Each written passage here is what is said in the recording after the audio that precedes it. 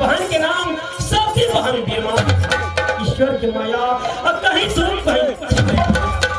एक समय की बात, जिस समय मैंने अपने माँ का उदर से जन्म लिया और जन्म लेने की 6 रोज के बाद माता मैना नगर गुजरात की सारी समाज सबको मना करके और माँ का सब सखी सब मिलके यह स्वर्ग मेरा नाम रखा। कैसा नाम? आप स्वेरी घर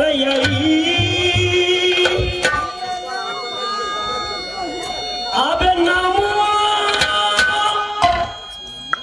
हो घर गई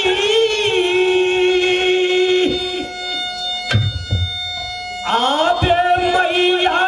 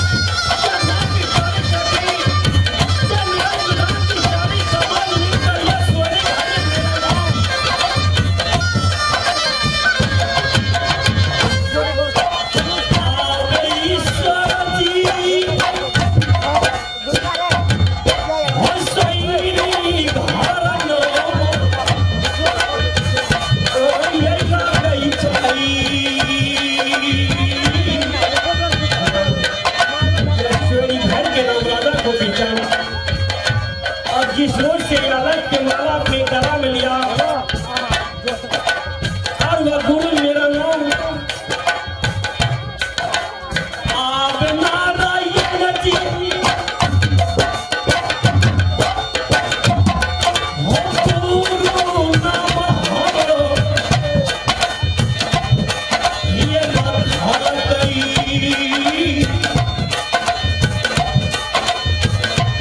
आप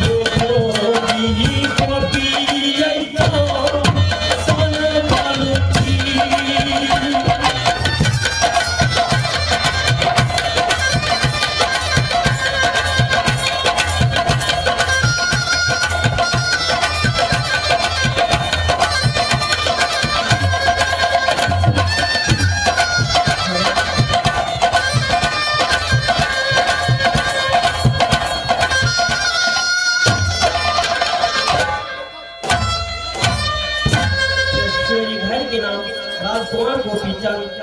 और एक समय की बात, जिस समय मैं नवाला था, शाम में खेलते धूपते कहा तो अपने माँ का गोद में जाकर सो गया और यह सोने के बाद शाम माता कहा तो अपने पलंग पर जाकर सुला दिया और सुलाने के बाद रात 12 बजे उम्र होती मैंने एक अचानक स्वप्न देखा। कैसा सर कि जहां पड़ता है उत्तर का वृक्ष, एक छोटा सा चंदन का वृक्ष। गुरु ने मुझे स्वप्न दिया कि बेटा तुम इस समय अपने माँ के भवन में सो रहे हैं, तो ये अच्छा नहीं लगता है बेटा। इसलिए इस स्वप्न को सच्चा मान करके मेरा पास चले आओ। कि जहां उत्तर का वृक्ष एक छोटा सा चंदन का वृक्ष पड़ता था, अगर हम फिर वह गुरु वही स्वप्न में मुझे कर सुनाया कि गोपी चंद, अगर इस स्वप्न को तू सच्चा नहीं मानेगा तो ना तुम्हारा माता, ना पिता, ना धन, ना दौलत, सारे सब क्या माँ पिता और धन दौलत को बचाने के लिए कहाँ तो वही गुरु के पास चला गया। मैं उसी समय न वाला था, न सोचने के लायक और न समझने के लायक। क्या गुरु ने सबसे पहले मुझे सत और सवन खिलाया। मैंने गुरु के साथ में अपने माँ पिता बचाने के लिए सत और सवन खा लिया। वह गुरु सत और सवन खिला करके ज्ञान गुजरी श्रानी वासुली दे करके सबसे पहले कहा तो अपने माँ को दरबार भेजा। क्या माँ के हाथ से भीख लेने के लिए। क्या मैंने अपने माँ के दरबार में जाके माँ के हाथ से मुट्ठी भर भीख लेकर के कहा तो वही गुरु के पास गया। वो प्रेम की चंडाल गुरु। फिर दूसरा वचन को पालन करने के लिए कहा तो बहन को दरबार नगर भेज दिया। सहोदर बहन के दरबार, सहोदरवान मुझे पता नहीं क्या। अब वह चंडाली अपने हाथ से पूरा खुदी की रोटी में भीख मिला के खाना कहा तो वही घोड़ा घर में मुझे खाने की। लेकिन वह बहन अपने हाथ से मुझे दिया कि मैंने उसी पूरा खुदी रोटी को भीख समझ करके फिर कहा तो गुरु के पास गया। वो चंडाल गुरु फिर तीसरा वचन दे करके कहा तो सिंगापुर बना भेजा। वही पूरा खुदी की रोटी जो मुझे बहन जिसमें भीख मिला कर दिया था वो मेरे साथ में लेकर कहा तो वही सिंगापुर बना भेजा। वो घोड़ा ततरिया को खोलने के लिए क्या मैंने अपने साथ में लेकर के कहा तो सिंगापुर बना गया। और सिंगापुर बंगाल के राजा चंडाल 3 प्रतिज्ञा रखा था।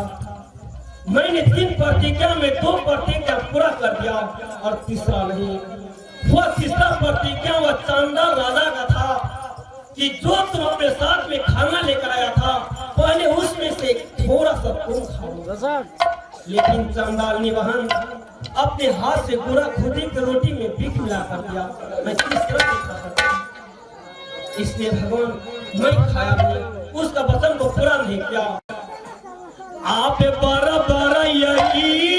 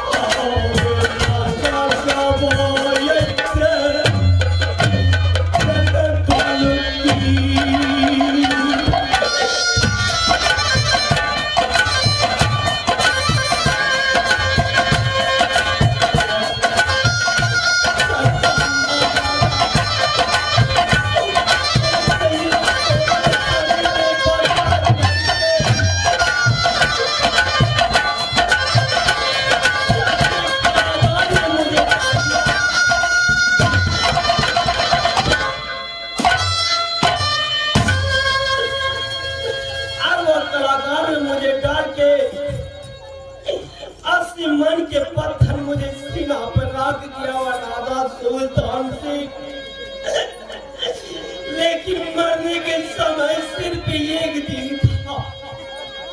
क्या उसी समय सती प्याई चंद्रगढ़ वाली चंद्रा ने जाकर के मुझे प्राण बचाया। लेकिन मैं उसी समय ने सती को कहकर सती, इस समय मुझे कलाकार में तू मुझे प्राण बताया प्रिया। इस समय तुम कहाँ तो अपने नगर चंद्रगढ़ चले जाओ। मैं एक रोज आ करके आपका साथ में दोना करा करके कहाँ से नगर गुजरात में लेकर जाऊंगा। सती और हम दोनों कहाँ थी गुरु के पास चला, क्या गुरु का क्या पालन करा। लेकिन ना, क्या शानदार या गुरु अगर साथ में सती के देखा तो फिर तीसरा बकम देके कहाँ पठाना। इस समय में हम और सती चला, आप भागा ले आई, आप चल लाई हो गोपी आप गुरु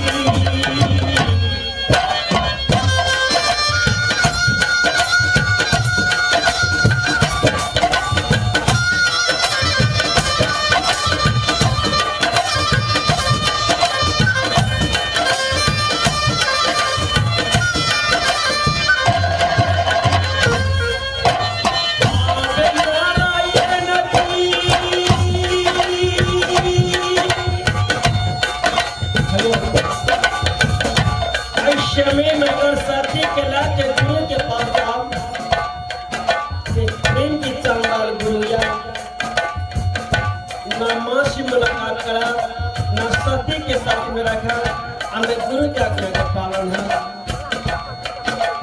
अगर गुरु की आज्ञा के पालन करे के लिए ले जाए सती के साथ